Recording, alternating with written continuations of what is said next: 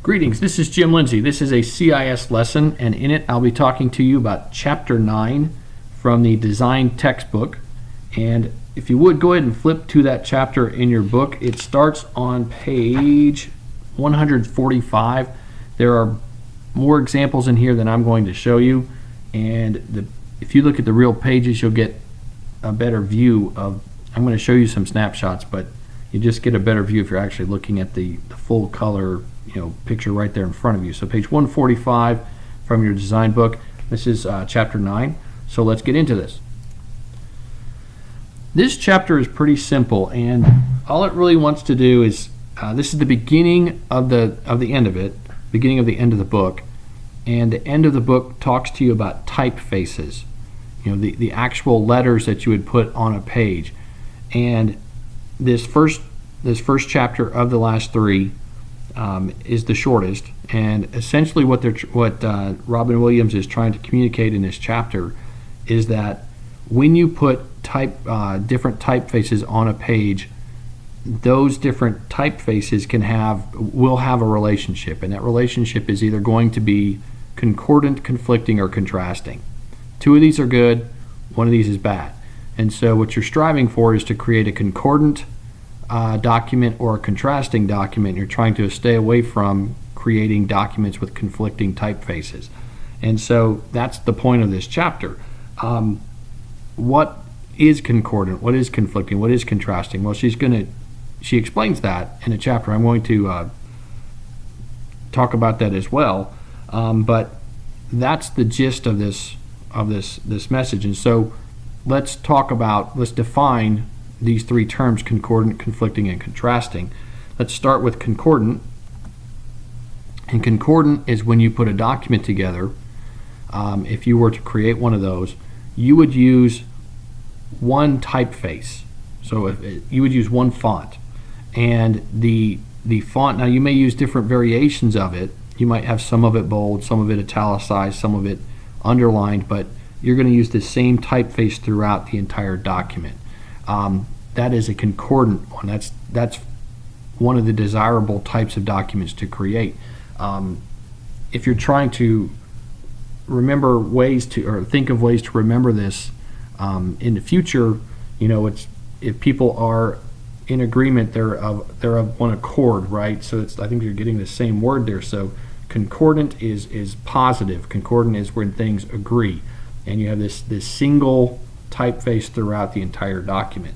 To maybe help you remember this, I put a picture of a screenshot of like installing a font, and so that's the same font throughout that entire picture you're looking at there, where the quick brown fox jumps over the lazy dog. It's the same font throughout. Whether it was at size 72 or size 18, you're seeing the same font throughout there. So that's concordant. All right, the next type of relationship that you can have with typefaces is a conflicting one. This is the relationship that you're trying to stay away from. Just like you wouldn't want conflict in your life, if you could help it. You want to not put fonts on your pages that conflict with one another, and how you do that is by placing fonts that are similar to one another. And so as you see from the graphic in front of you, it's not a good idea to combine similar fonts. Those are two different fonts, but they're not this. They're similar, but they're not the same. And if you were to create an entire document like that, what you would end up with is basically something that's really kind of not as attractive to look at as if you'd done it with very contrasting fonts or the same font. And so that's the point of a conflicting relationship. If you look in your book on pages 148 and 149, she gives some really good examples of documents that have been created with conflicting fonts. And so that's what we're striving to avoid, putting things together that are similar. We want them to be really very, very different or the same. So that's a conflicting relationship. Our third type is a contrasting relationship where the typefaces are very different. And so you can see from this one, in the graphic here we have, contrast is important is on the page for you. The word contrast is big, thick, chunky letters, just basically a slab serif kind of font up there, and then down here you have a really skinny font. The kerning is different, where there's not much space in between the letters, and so there's a dramatic difference between these two fonts, and so that's a contrasting relationship. So you can have either concordant, conflicting, or contrasting. Now let's look at some. I'm going to show you two examples of these things, and these come from the book. So if you want to be following me in the book, let's take a look at these examples from Robin Williams.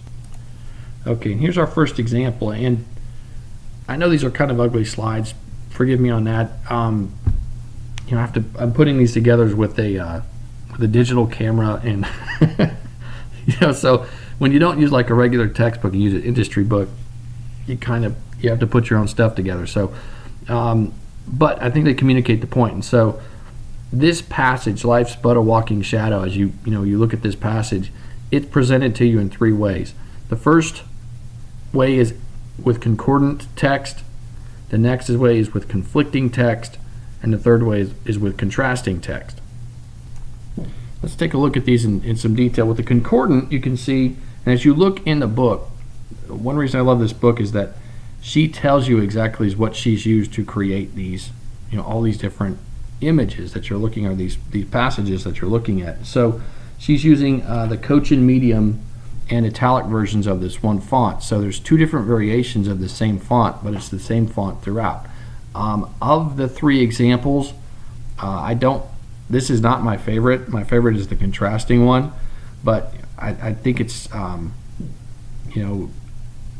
just don't like this one as well as I like the contrasting one, but I do like this concordant one better than I like the conflicting one. As you look at the conflicting one, as you look in your book, as you look at this picture here, you can see that like that full of sound and fury part is supposed to stand out, but the way that she did it in this conflicting way is that she used a font that's too similar to the Cochin. She's using this ITC Garamond Light, and even though she tried to bold it up and make it look a little bit different, this full of sound and fury, it's just not different enough. And so this contrasting version, where she went to this more decorative style here, where it's called like Fly Swim, this one really stands out the best, I think. And so that's just one example where you have a passage of text where in this one she used the same text throughout, just even though she threw in the italics version of it, it's the same typeface.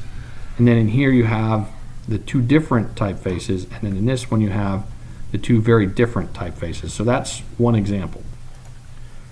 Okay, let's look at our second and our last example here. We have basically a wedding invitation, and here's the concordant version of it, the conflicting version, and here's the contrasting version.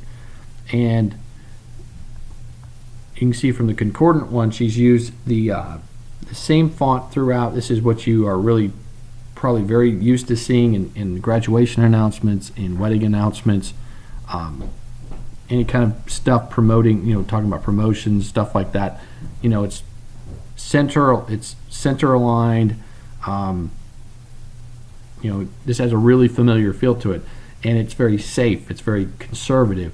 And as she says in the book, if you want to do this, okay, that's fine, but just do it very consciously, because it's kind of boring, but it's not bad. And so here is that concordant version. The conflicting version, when you look at this one is on page 149 of your book. The different fonts in here, they're both script fonts, so they look like somebody had a calligraphy pen and tried to write it, but you can see this Popeye and olive oil in the center. The slant's different than the preceding and ending one there. It's not as pretty as it would be if they did something like this, where you go to with this contrasting version, you have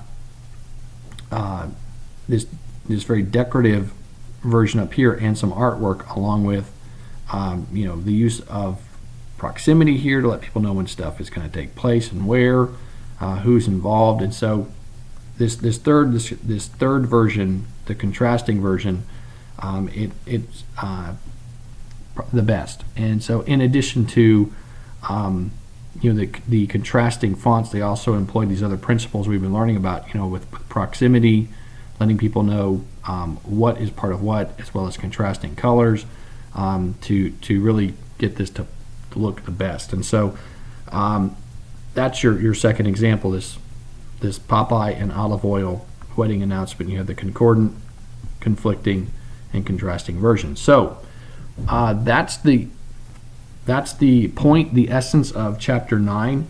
How do you select fonts that are going to be concordant or contrasting? Well, in order to do that, you have to learn about fonts, and that's what you learn about in chapter 10. And then in chapter 11, what you learn is ways to really employ good contrast, because in chapter 10, when you learn about the fonts and you learn about their structure, you can then start to use opposing structures to create that contrast, or to come up with the concordant part. So that's what we're looking for in chapters 10 and 11. They're longer chapters, of course, but thanks for your time and attention on this one, and I look forward to seeing your work as you create concordant and contrasting documents.